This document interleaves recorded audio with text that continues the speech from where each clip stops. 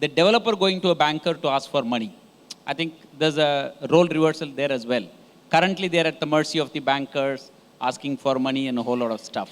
So I think the game is going to completely shift the way it is panning. It's good for the elections for 2019 that RERA has already been implemented from a populist point of view. But from a business point of view, I think it is going to be, there's a lot to wonder. Thanks a lot, Augustine. Just a follow-up to what you were saying, just as a thought process. Slightly, if you take a medium to long-term view of the whole thing, because I completely agree that teething troubles are there. There'll be a lot of pulls and pushes. But if you take a slightly medium to long-term view, do you think that developers will see consolidation? Smaller developers stepping out of this game because they can't sustain this. Larger, nationally renowned developers taking a larger play. More developers being present across cities, offering common products, templatized products. Is that something that it will evolve to the markets? I completely agree with you. I think consolidation is going to be the first thing which is going to happen. A lot of developers, next generation may not come into the industry at all. So they might want to get into startups, IT, creating mobile apps rather than creating construction projects. I mean, that said and done, I think that can change for everybody for that matter. But yes, consolidation will happen. More corporates will come into picture.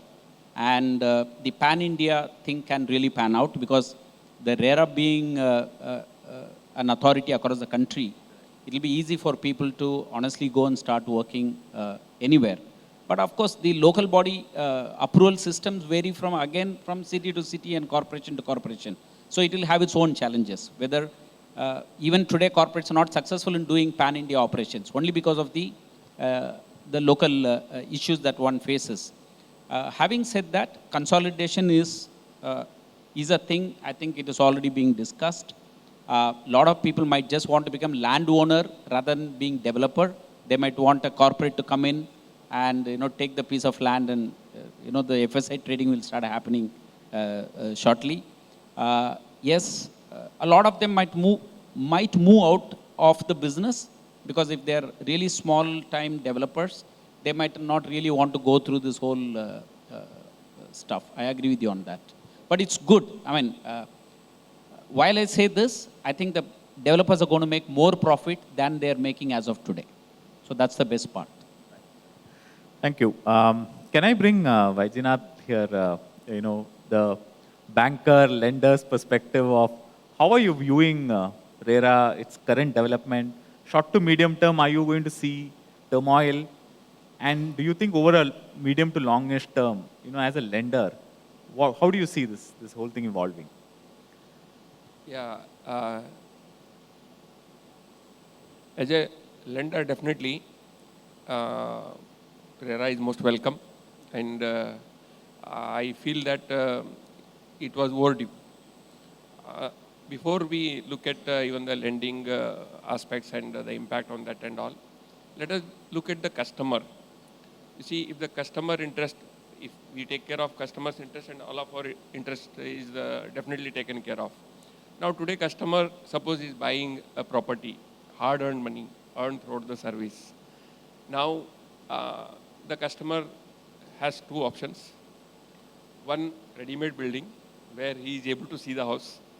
The other one is under construction or just launched, where the house is in somewhere. Now, you see, as far as a buyer is concerned, the buyer wants to see something. Now, in respect of completed project, yes, there is no issue. But how many completed projects are available? Today, yes, available, because there is slowdown in sales.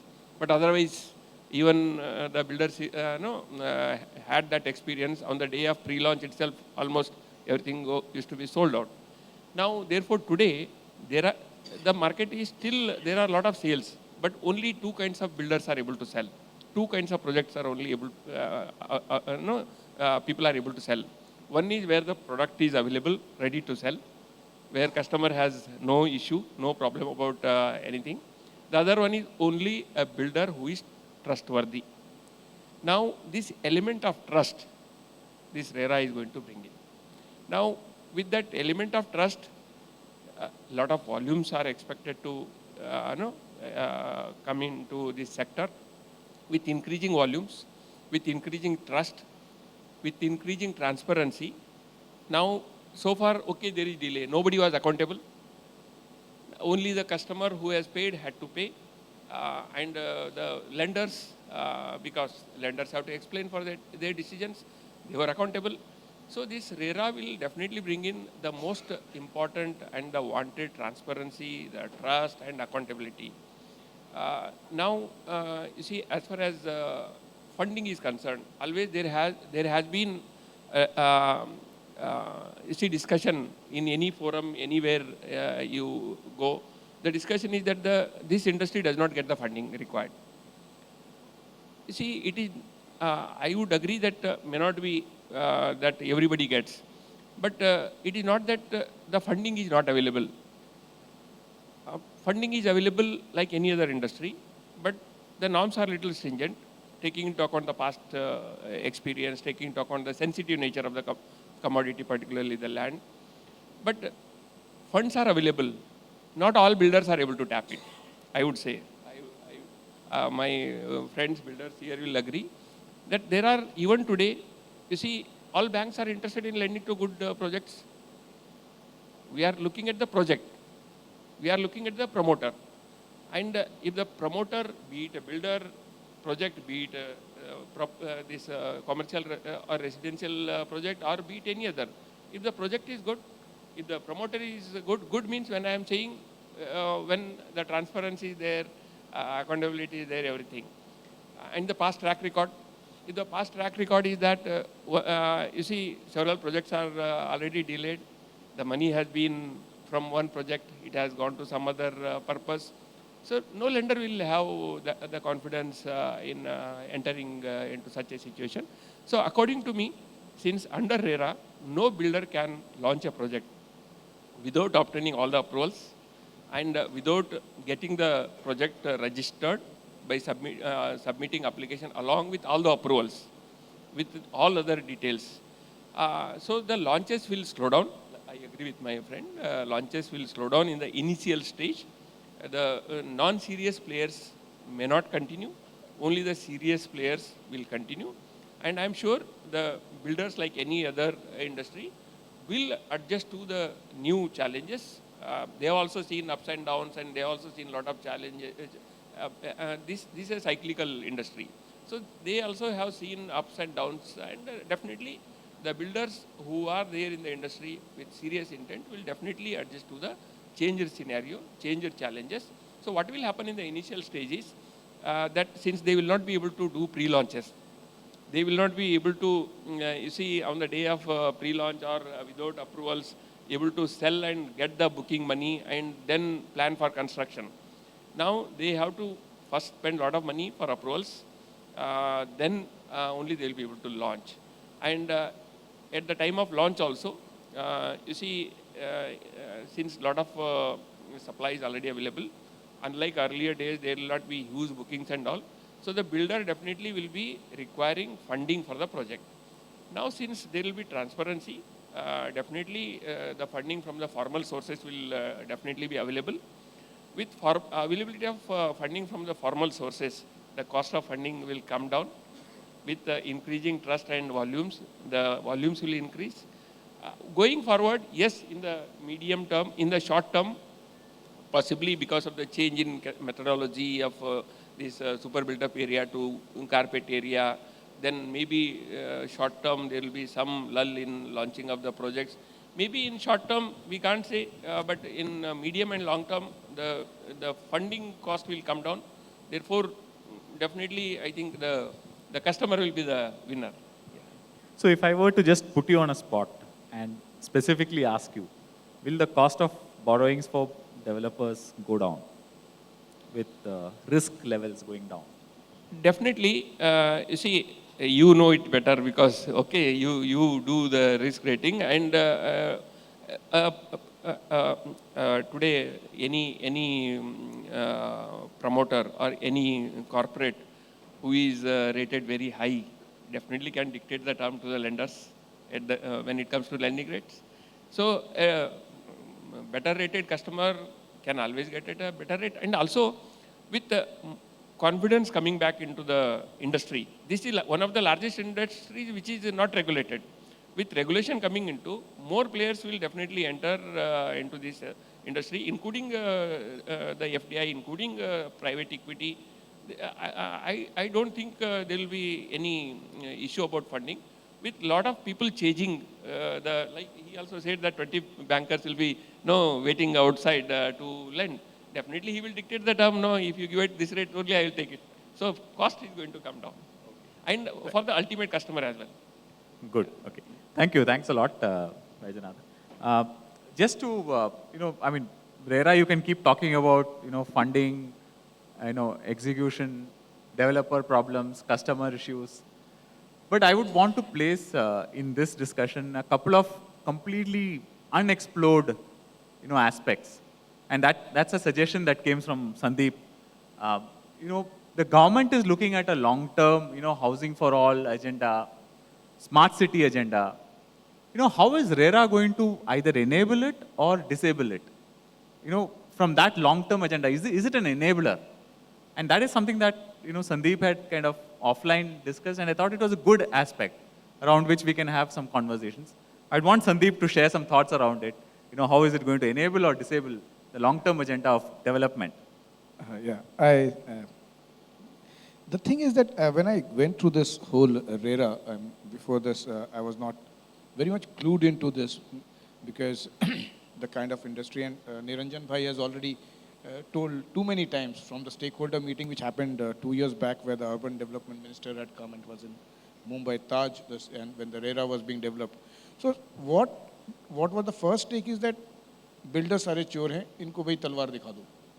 This is the first thing that has happened, which, and you see, if you just remove all the builders, we architects, where were we going to go? So it's a very, it's a catch-22 situation for us. If you kill all the builders, then what the architects are going to do? So coming back to the regulation, I went through all the pages and I can only see regulations and regulations and regulations. But the heading says regulation and development. Now, where is the development? There is not a single word written about how you are going to enable the builder to develop. Now, you take it from a couple of scenarios where our chief guest and one of my dearest friends, Shekhar Saab, spoke that we are looking at having an infrastructure being built up. Now, there are three major points which RERA should look at. Is that one, when the infrastructure is being built up, giving it an example from Mumbai-Delhi corridor. How many of us or the developers or the builders know what is the DP plan of a remote village which is falling in that road? Why can't we have those DP plans done? One, the moment I have that DP plan, I know that there is going to be these kind of things that are going to come up, and I'm going to have high-speed trains coming up, which we are talking about. Then I know, okay, my developer says I can decongest a city. My prices are going to be definitely lower.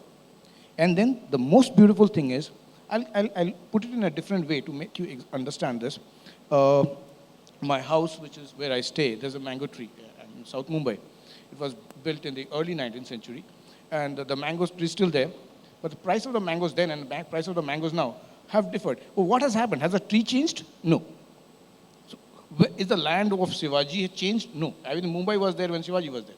So what is happening? It's the inherent greed which is pushing it up. The RERA should also say that there should be an upper and a lower ceiling for the land cost. A few selected people actually come to know that there is, I think 20 years ago, probably, I don't want to take names, people who knew that there is going to be a Mumbai International Airport coming up in a certain area. Now these guys go out and buy up land at pence. And then they sell it to real people who are trying to develop that area in kind of money they are trying to sell it. These guys, if they even try to buy it, they are not going to get it from the banks. No banks give money for buying land. At least I don't know.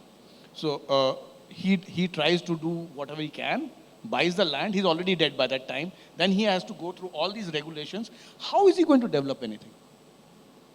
Why can't there be a ceiling that you can't cheat the poor farmer or whoever by giving a rate which is too low, and you can't raise it beyond this level? Play in a, there can be a good, you know, the hobby builders will run away.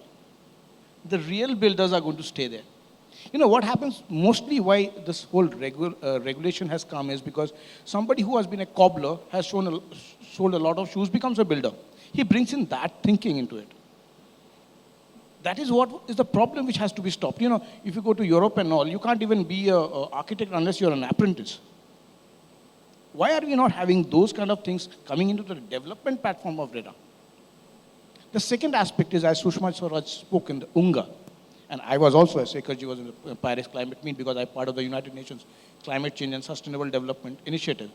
And we, in our own area, we know that climate change is real. You can see this happening. I don't know how many of us know that this rain last week, which happened, has actually destroyed the complete crop. And we are going to have food inflation. Nobody understands that. We need terminal market complex within the city. Bus stops can be converted into you know, places where you can farm. Urban farming, which you can do by hydroponics. You don't need earth, soil to grow food. That's it's a passe thing. You can actually grow food right inside this place.